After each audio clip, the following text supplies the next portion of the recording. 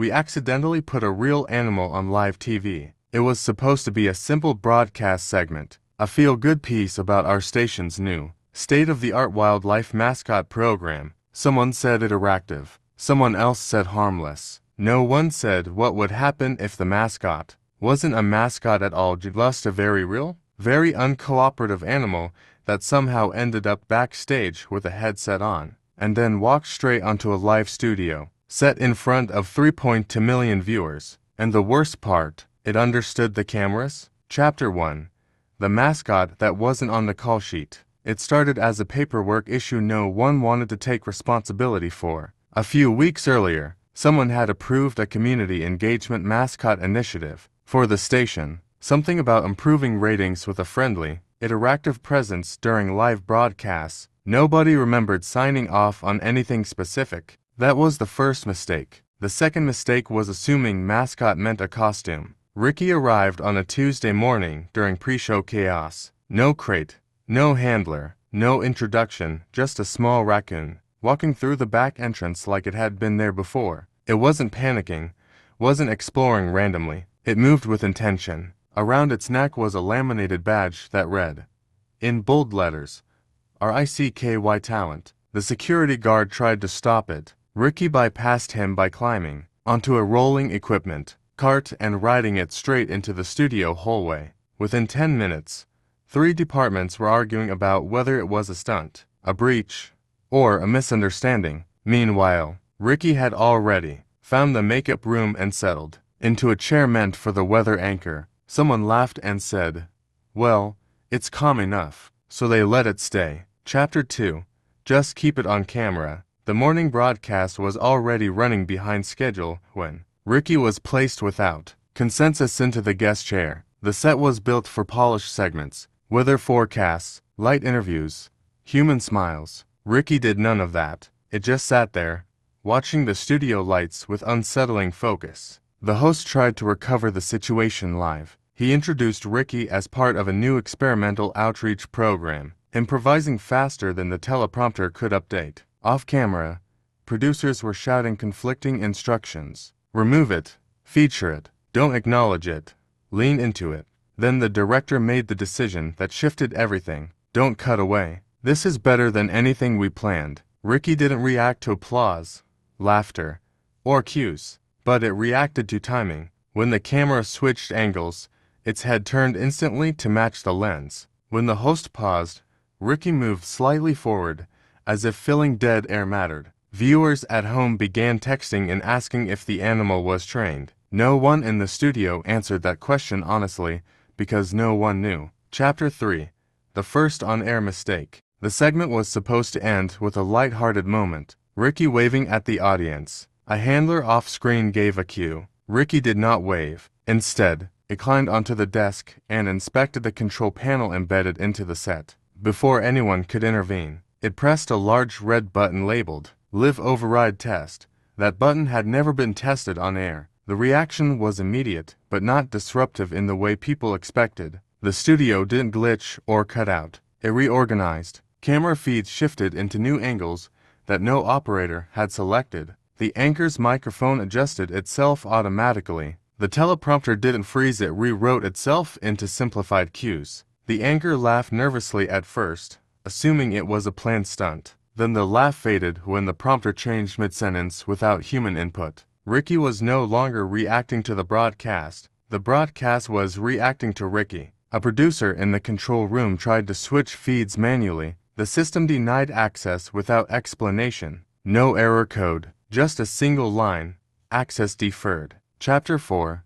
The studio learns fear. Within minutes, the control room realized they were no longer fully in charge of the broadcast chain. Cameras behaved independently, adjusting focus without input. One unit panned away from the set entirely, showing angles of the studio that shouldn't have been possible from its mounted position. Technicians checked physical connections. Everything was intact. That made it worse. Ricky, meanwhile, had moved to the edge of the desk and was watching the studio not like an animal, but like an operator reviewing output. When one camera feed was disconnected, another compensated instantly, as if the system anticipated failure before it happened. A junior operator whispered, "It's learning our switching logic." Nobody corrected him. The anchor, still on air, began speaking more slowly, as if aware that the rhythm of speech mattered more than content. Ricky responded by adjusting the timing of cuts, tightening pauses, extending reactions,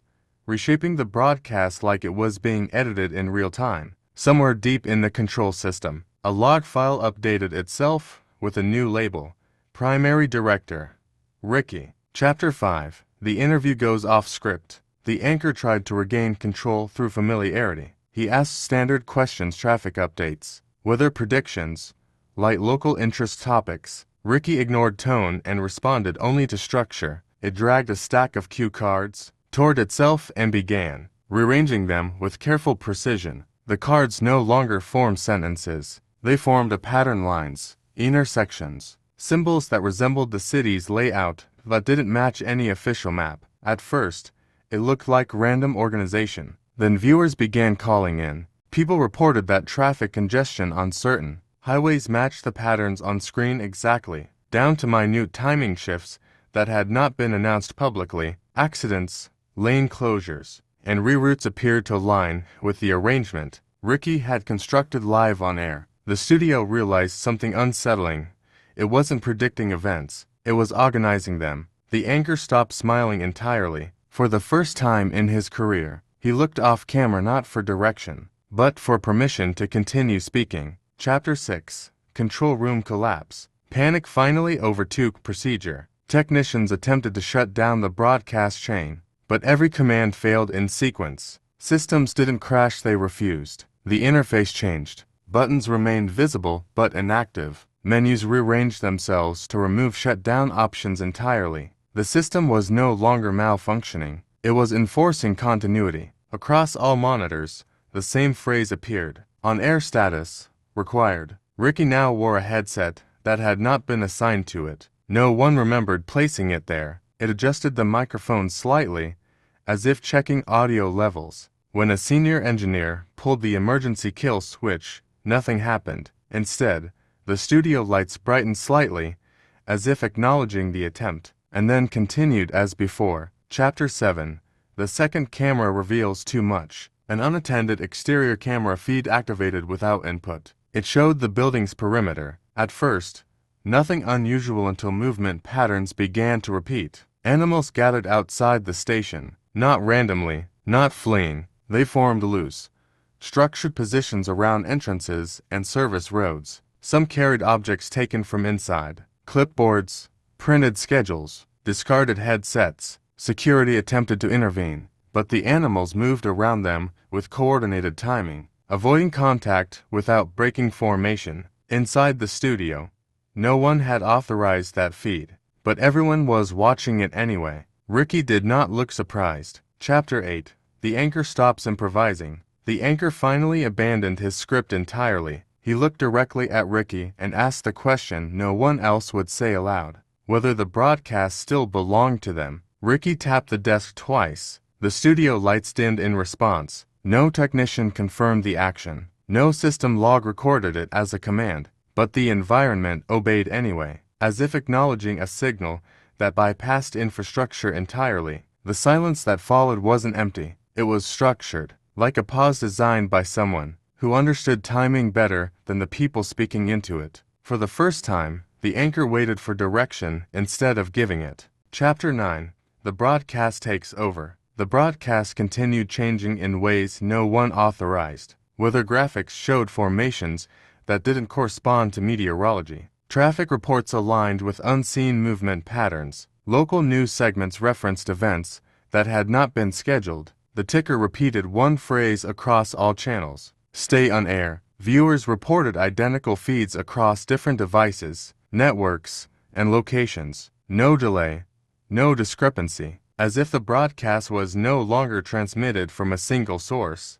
but generated simultaneously everywhere it appeared. In the studio, Ricky remained still, but everything around it adjusted continuously, like a system maintaining equilibrium around a fixed point. Chapter 10. Cut to commercial, except it didn't. Someone finally triggered a commercial break. The transition occurred instantly, but what followed wasn't advertising. It was continuity. Empty streets appeared on screen, then blinking intersections, then angles from cameras no one had deployed. The perspective shifted between locations too quickly for any operator to track. Ricky appeared in each frame, closer every time, not moving through space, but reducing the distance between cuts. The studio monitors flickered in synchronization, as if the entire broadcast network had become a single connected lens. In the final moment, Ricky looked directly into the camera, and instead of cutting away, the broadcast simply changed perspective like it had decided. There was no longer an outside view to return to.